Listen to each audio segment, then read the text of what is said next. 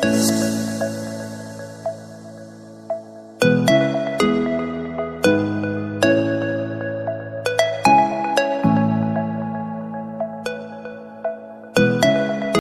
दोस्तों, स्वागत है आपका गौतम हुसैन क्लासेस के ऑफिशियली यूट्यूब चैनल पर। मेरा नाम जावेद हुसैन है। जैसे कि मैंने आपको पिछले कुछ वीडियो प्रोवाइड किए, उसमें मैंने टेंसेस के बारे में जानकारी दी। टेंस होते क्या हैं, टेंस के कितने पार्ट हैं। फिर पहले पार्ट पे मैंने चारों पार्ट पढ़ा दिए हैं पिछले के कई वीडियो में। Present indefinite, present continuous, present perfect continuous. उसी तरह से आज मैं नया टॉपिक फिर से स्टार्ट करने जा रहा हूँ, प्रेजेंट का ही, पास्ट इंडेफिनिट टेंस। ठीक है, present indefinite tense, past indefinite tense एक दूसरे से अपोजिट भी ही रहते हैं। जैसे आपने प्रेजेंट इंडेफिनिट टेंस में पढ़ा कि वर्ब की फर्स्ट फॉर्म में एस या ई एस होता है, तो पास्ट इंडेफिनिट में उसी का जस्ट अपोजिट होता है, वर्ब की सेकंड फॉर्म का सिर्फ यूज होता है। यहाँ पे वहाँ पे ता है ती की बात हो रही थी, ऐसे यहाँ पे भी ता था ती थी ते की बात हो रही थी। ठीक है, सेम उसी तरह से इसमें कुछ कंडीशन है, कुछ रूल है, कुछ नियम है, कुछ पहचान है, उसके बारे में हम आगे बात करेंगे। इससे पहले मैं आपको यूट्यूब के चैनल पे हमारे गौतम हुसैन के क्लासेस पे जुड़े हुए हैं, वे हमारी वीडियो को ज़्यादा से ज़्यादा अपने दोस्तों फ्रेंड्स में शेयर कीजिए। ठीक है, क्योंकि इस समय सभी की पढ़ाई की जो बातें हो रही हैं वो बहुत ही ज़्यादा, बच्चे खुद से स्टडी कर नहीं पा रहे हैं, उनकी पढ़ाई में कई दिक्कतें, कई समस्याएँ आ रही हैं, जिनको देखते हुए हमने फ्री क्लासेस बनाई है। उस पर कुछ वर्क किया है, सिर्फ कोशिश की है। मेहनत हमारी तभी सफल है जब आप इसको ध्यान देंगे। ठीक है, इसको आपको सराहना है, इसको आपको देख करके, आपको पढ़ करके, आपको मेहनत करके, हमारी मेहनत को दोगुना आप ही सबको करना है। तो प्लीज़ सभी से रिक्वेस्ट है, I humbly request all of you, please watch the video. ठीक है, आज मैं पढ़ाने वाला हूँ आपको past indefinite tense. Past indefinite tense के बारे में हम जानते हैं क्या होता है। इस वाक्य में वर्तमान समय में, उसमें बात प्रेजेंट इंडेफिनिट में वर्तमान में हो रही थी, इसमें आपका भूतकाल की बात की जाती है। पास्ट के आप कोई भी टेंस अगर पढ़ते हैं, इसमें आपको बीते हुए समय की बात की जाती है, यानी हिस्टोरिकल टाइम की बात की जाती है, इतिहास की बात की जाती है। ठीक है, इसमें आपको बीते हुए समय पे बात की जानकारी होती है। जो आपका बीते हुए समय यानी भूतकाल में काम हो चुका है, काम चल रहा है या होना है, उसको पाया जाता है। ठीक है, इसी के साथ साथ इसमें क्या होता है, तो इसमें पहचान आपको वाक्य अंत में अगर आप हिंदी में पहचानना चाहेंगे तो ता है ती, ता था ती थी ते थे। जैसे प्रेजेंट इंडेफिनिट में था ता है ती है ते था, वैसे इसमें ता के साथ था थे थी लग जाते हैं, पहली बात। दूसरी बात ये होती है इसमें कि इसमें आपको आ ई ए की मात्रा वाले भी शब्द आते हैं। जैसे अभी मैं डिफाइन करूंगा, बताऊंगा आपको। इसमें आ ई ए की मात्रा वाले शब्द आते हैं। इस जब ये आता है तो कुछ बच्चे दिक्कत हो जाते हैं, कंफ्यूज हो जाते हैं, गलती भी कर देते हैं। तो प्लीज़ इस कंफ्यूजन को मैं आपको आज दूर कराऊंगा, 100% गारंटी है मेरी, और आपको बिना किसी डाउट के सभी कॉन्सेप्ट क्लियर होंगे। ठीक है, तो स्टार्ट करता हूँ मैं। आज पास्ट इंडेफिनिट टेंस है आपका। जैसा कि पहचान इसकी होती है, इस वाक्य में काम का करना या होना भूतकाल यानी बीते हुए समय में, इतिहास के समय में बात की जाती है। वाक्य अंत में आ या ई ए एवं ता था ती थी ते थे इत्यादि शब्द आते हैं। ठीक है, अब आ ई वाले शब्द की बात की जाए, ये कैसे आते हैं।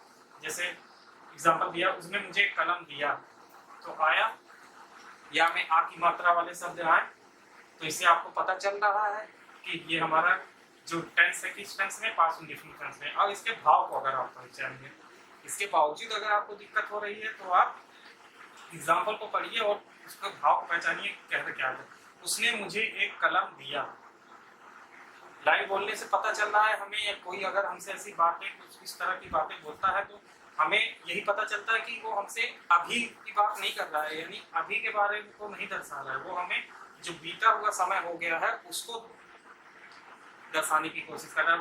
उसने मुझे कलम दिया, यानी कलम दिया, यानी वो जो कलम दे रहा था वो आज की बात नहीं कर रहा है, वो बीते हुए समय की बात कर रहा है। तो ऐसे हम वाक्य को पढ़ के या बोल करके इसके भाव को हम समझ रहे हैं, जो हमारा काम हो रहा है ये बीते हुए समय की ओर हमें जानकारी दे रहा है। तो ऐसे हम वाक्य में हम, सिंपल सी बात है, जैसे हम प्रेजेंट इंडिफिनिट को अगर आप अच्छे से पढ़े होंगे, नहीं पढ़े होंगे तो पिछले पार्ट फर्स्ट वीडियो में मेरे जाकर देख सकते हैं।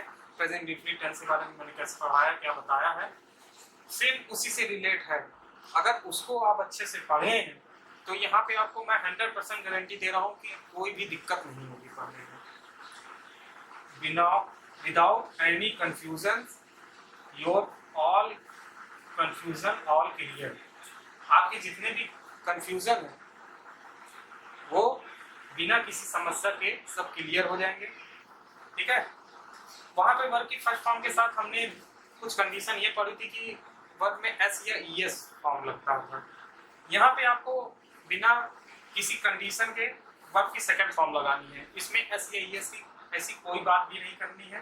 ठीक है, सब्जेक्ट रहेगा, वर्ब की सेकंड फॉर्म रहेगी, ऑब्जेक्ट इट इज, एकदम सिंपली तरीका है और कोई दिक्कत नहीं होना चाहिए आपको। अगर होता है तो आप कमेंट बॉक्स में लिखिए। जैसे एग्जांपल दिया है, उसने मुझे एक कलम दिया। ठीक है, वर्ब के भाव के अनुसार भी पता करना चाहेंगे तो हमें पता चल रहा है काम हमारा बीते हुए समय की बात कर रहा है। और अगर रूल के पहचान के अकॉर्डिंग हम जाना चाहेंगे तो इसमें आ की मात्रा दी गई है, आ वाले मात्रा वाले शब्द है। इसी तरह से ई वाली भी आ जाएगा तो भी पास्ट इंडेफिनिट होगा। ए वाले शब्द आएंगे तो भी पास्ट इंडेफिनिट। जैसे ए वाले कैसे आएंगे, यहाँ पे दिए हो गए तब ये ए की मात्रा वाले हो गए। जैसे ई वाली आ गए, गई की बात कर दिया तो ई वाले शब्द आ गए। तो ये अगर ये भी आ जाते हैं तो ये भी आपके क्या कह रहे हैं, पास्ट इंडेफिनिट वाले टेंस के। चाहेंगे तो पहले रूल के अकॉर्डिंग हम सब्जेक्ट पहले लिखेंगे। सब्जेक्ट पूछने के लिए हम क्या लिख देंगे, ही। इसके बाद वर्ब की इसलिए आपको सेकंड फॉर्म लिख देनी है। तो सेकंड फॉर्म क्या होती है, क्या यहाँ पे हम पहले वर्ब पहचानेंगे। काम क्या हो रहा है, देने का काम हो रहा है। तो देने की इंग्लिश होती है आपकी गिव, लेकिन सेकंड फॉर्म अगर आप लिखते हैं तो क्या हो जाता है, गिव। ये गिव क्या दे रहा है, एक कलम दे रहा है। किसको दे रहा है, मुझे दे रहा है। He gave me, पहले मुझे के लिए लिखेंगे मी। क्या दे रहा है, एक के लिए आप, क्या दे रहा है, कलम। इस तरह से ये आपका सिंपली कंप्लीट हुआ। He gave me a pen। ठीक है, अब आगे बढ़ते हैं। इसी के साथ हम निगेटिव की बात करते हैं। निगेटिव में हमेशा क्या होता है, नहीं की बात की जाती है। ठीक है, और जैसे कि मैंने पहचान बताया, आप पहचान समझ जाएंगे, भाव के अनुसार आप इसको पहचानेंगे। इसमें बीते हुए समय की बात की जा रही है। ठीक है, और वाक्य अंत में ता था ती थी या आ ई ए वाले कोई शब्द आ जाएंगे तो वो आपके पास्ट इंडेफिनिट टेंस कहलाएंगे। दूसरी बात अगर मैं कहना चाहूँ इसमें नॉट के बारे में, नॉट का यूज आपका कैसे होगा इसके बारे में आप यहाँ ध्यान देंगे। मैंने प्रेजेंट इंडेफिनिट के बारे में जब इससे पहले जब पढ़ा था तो उसमें बताया था कि प्रेजेंट इंडेफिनिट में आपका निगेटिव में क्या लगता है, डू और डस का यूज होता था। तो उसके लिए मैंने यूज बताए थे, डू का यूज सिंगुलर के साथ होगा कि प्लूरल के साथ होगा, डस का यूज सिंगुलर के साथ होगा कि प्लूरल के साथ होगा। वहाँ पे थोड़ा आपको समझने के लिए आएगा। ठीक है, लेकिन यहाँ पे आप बिना किसी कंफ्यूजन के इजिली डिड नॉट का यूज करना है आपको। यहाँ पे आपको चाहे सिंगुलर हो चाहे प्लूरल हो, सभी के साथ आपको डिड का ही यूज करना है। ठीक है, इसके लिए रूल है सब्जेक्ट डिड नॉट, वर्ब की फर्स्ट फॉर्म ऑब्जेक्ट। इसलिए इसको भी बना लेंगे। जैसे कहा उसने मुझे एक कलम नहीं दिया, नहीं की बात आई, यानी आपको पता चल गया कि ये पास्ट इंडेफिनिट का कौन सा टेंस है, निगेटिव है। तो निगेटिव के लिए हमें ये रूल है, रूल के अकॉर्डिंग अगर बनाएंगे तो उसने के लिए हम लिख लेंगे ही।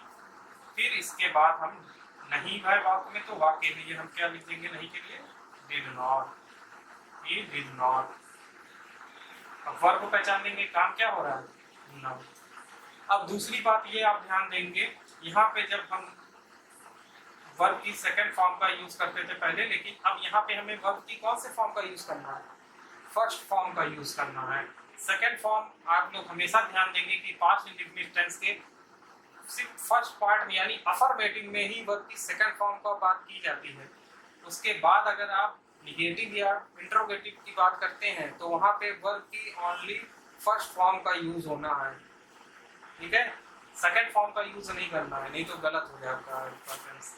तो इसलिए यहाँ पे हमें दिए के लिए क्या लिखना पड़ेगा, give. He did not give, क्या दे रहा है, मुझे दे रहा है। क्या दे रहा है, a कलम। He did not give me a pen.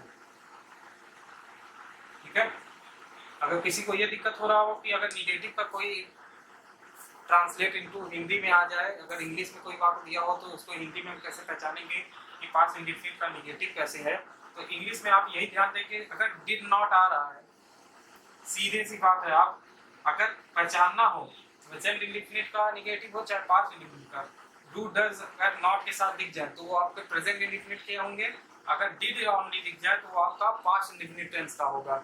और आप ये भी ध्यान दीजिएगा कि यहाँ पे जो वर्ब की फॉर्म है वो हमेशा फर्स्ट ही रखनी चाहिए। आप ये ना सोच के लगा दीजिएगा कि अफर्मेटिव में अगर सेकंड फॉर्म होती थी तो यहाँ भी हम वर्ब की सेकंड फॉर्म का यूज कर देंगे, यहाँ हमेशा वर्ब की फर्स्ट फॉर्म का यूज होता है।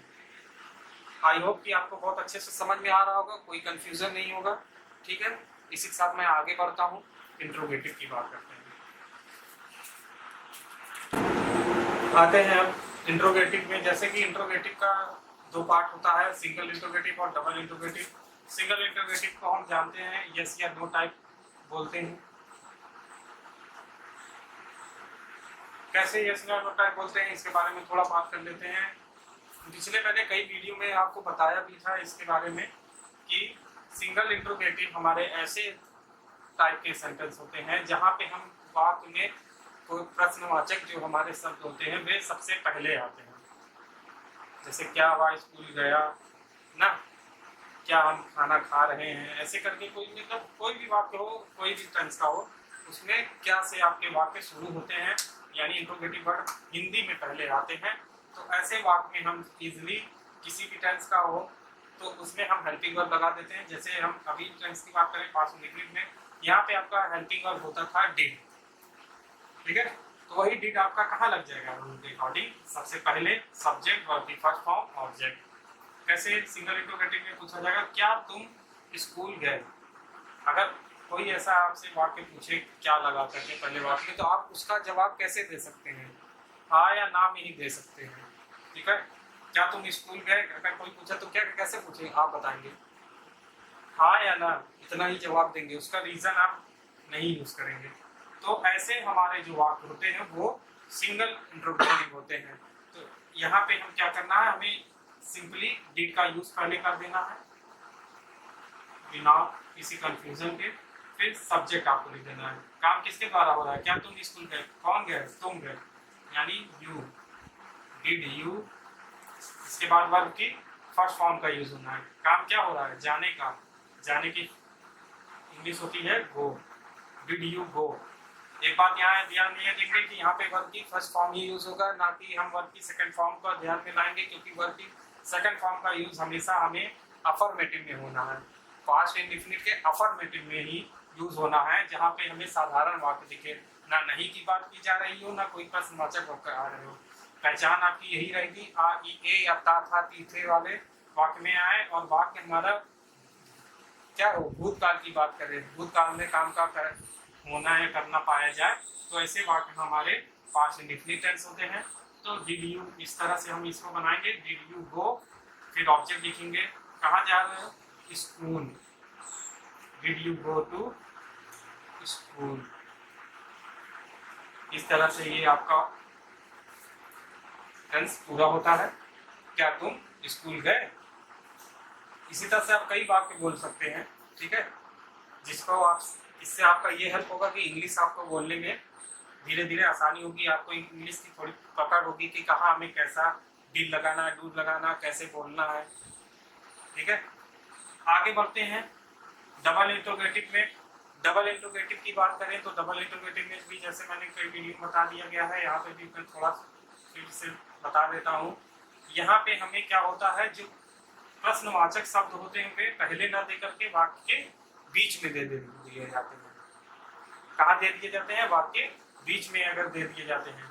अगर ऐसा हो तब हम क्या करेंगे, अगर ऐसा होता है तब हमें क्या करना पड़ता है, ऐसे वाक्य में हम जो बीच में आपका इंट्रोगेटिव वर्ड होगा उसकी सबसे पहले हम इंग्लिश लिख देंगे। ठीक है, जैसे यहाँ क्यों की बात की जा रही है, तो क्यों के लिए आप क्या लिखेंगे, यहाँ पहले वाई, क्योंकि इंग्लिश होती है वाई। मैंने कुछ इंट्रोगेटिव वर्ड का पहले के वीडियो में दिखाया है कि क्यों की इंग्लिश क्या होती है, कब की क्या होती है, किसको के लिए क्या होती है, आप उसको अच्छे से देख लीजिएगा। पिछले के प्रेजेंट वाले टेंस में मैंने पढ़ाया है, प्रेजेंट इंडेफिनिट में, उसको आप देख लीजिएगा। किसी को जहाँ पे कोई दिक्कत हो तो वहाँ से याद कर लीजिएगा। उसमें भी कोई अगर बचा रह गया होगा, किसी वर्ड का मीनिंग नहीं आ रहा हो, तो आप कमेंट बॉक्स में लिख के उसको पूछ सकते हैं, ठीक है। तो इस तरह से हम लिखेंगे यहाँ पे, क्योंकि इंग्लिश हो गई वाई, फिर आपको डिड लगा देना है, इजी वाई डिड, फिर सब्जेक्ट लिखना है। क्या है subject? You. Why did you, फिर वर्ब की फर्स्ट फॉर्म, काम क्या हो रहा है? दौड़ने का, रन। किसके साथ? मेरे साथ। तो मेरे साथ, साथ के लिए आप क्या लिखेंगे? Run with. साथ के लिए होता है विथ मी, मेरे के लिए मी हो जाएगा। इस तरह से आपका ये पूरा होगा, why did you run with me. इस तरह से आपका ये वाक्य कंप्लीट होता है। इस तरह से हम कई अपने निजी जिंदगी में ऐसे कई वाक्य बोलने में यूज करते हैं, लेकिन हमें इसका कॉन्सेप्ट तभी क्लियर रहेगा जब हमें सारे रूल, सारे नियम पते हों, जिसको हम ना भी कोई वाक्य आता हो तो तुरंत हमारे दिमाग में अगर रूल और सब कुछ पहचान है तो उसको हम बोल भी सकते हैं, या ट्रांसलेट इनटू इंग्लिश करने में, या translate into Hindi to English करने में भी आसानी से इसका यूज करके हम आसानी से, चाहे बड़े से बड़े एग्जाम्पल हो या छोटे छोटे हो, सभी को आप अच्छे से बना सकते हैं। वर्ड पावर जब मजबूत होगा तभी आपका टेंस भी मजबूत होगा। क्यों? क्योंकि हमें टेंस आता रहता है, वाक्य में कुछ ऐसे कठिन वर्ड आ जाते हैं जिसका हमें इंग्लिश नहीं पता रहता है, तो अब हम उसमें कंफ्यूज करने लगते हैं, उसके बारे में सोचने लगते हैं। तो बोर्ड के पेपर में ऐसे समय हमारा चला जाता है। टेंस तो आता रहता है, लेकिन कुछ ऐसे वर्ड आ जाते हैं जिसकी वजह से हमें उसकी वर्ड मीनिंग नहीं आती है, उसके बारे में हम थोड़ा फोकस करने। तो इसीलिए आप सभी से रिक्वेस्ट है, खास करके हाई स्कूल और इंटरमीडिएट के जितने भी हमारे स्टूडेंट हैं, वे इस बात पे ज़्यादा फोकस करें। वर्ड पावर आप हमेशा अपनी मजबूत बनाए रहें। पर डे आप वर्ड पावर पे ध्यान दें। मैं भी आगे के कई वीडियो में वर्ड पावर पे भी कुछ आपको ट्रिक बताऊंगा, जिससे आप वर्ड पावर अच्छे से याद कर सकें, उसको अपना मजबूत बना सकें, ठीक है। तो वर्ड पावर आप अच्छे से इसको तैयार किए रहिए, जिससे आपको कहीं दिक्कत ना हो। और यहाँ आज मैंने 5 इंडिफिनिट टेंस के बारे में बात किया। यहाँ पे आई होप आपको कहीं पे भी कोई दिक्कत नहीं हुई होगी। अगर इसके बावजूद भी कोई दिक्कत होती है तो आप मुझसे कमेंट बॉक्स में लिखिए या कॉल करके बता सकते हैं। एग्जाम्पल इसी से जुड़े हुए आपके बुक में दिए होंगे कई, या ट्रांसलेट इनटू हिंदी या हिंदी इनटू ट्रांसलेट इंग्लिश होगा, ऐसे कोई ट्रांसलेट वर्ब होंगे, उसको आप ट्रांसलेट करिए हिंदी टू इंग्लिश में, इंग्लिश टू हिंदी में, ठीक है। और इससे ज़्यादा ज़रूरी बात ये बताना चाहूँगा कि अगर आपको वीडियो ये अच्छा लगा हो तो इसको ज़रूर से सब्सक्राइब कीजिए, लाइक कीजिए, अपने दोस्तों में शेयर कीजिए। इसके अलावा भी आपकी मैथ की जो क्लास चल रही है उसके भी आप वीडियो ज़्यादा से ज़्यादा देखिए। मैथ में जो भी दिक्कत हो, जो भी परेशानी हो, उसको कमेंट बॉक्स में लिखे पता करिए। आपके रिएक्शन बहुत अच्छे आ रहे हैं, वीडियो आपको कहीं बहुत अच्छी लग रही है, इसके लिए आपका बहुत बहुत थैंक यू। इसी तरह अपना प्यार बनाए रखिए और वीडियो को ज़्यादा से ज़्यादा व्यूअर्स दीजिए, लाइक दीजिए, कमेंट करिए, ठीक है। हम पूरी मेहनत कर रहे हैं, हमारी मेहनत तभी सफल होगी जब आप हमारा साथ देंगे, हमारी मेहनत में भी आप मेहनत करेंगे, ठीक है। Thank you.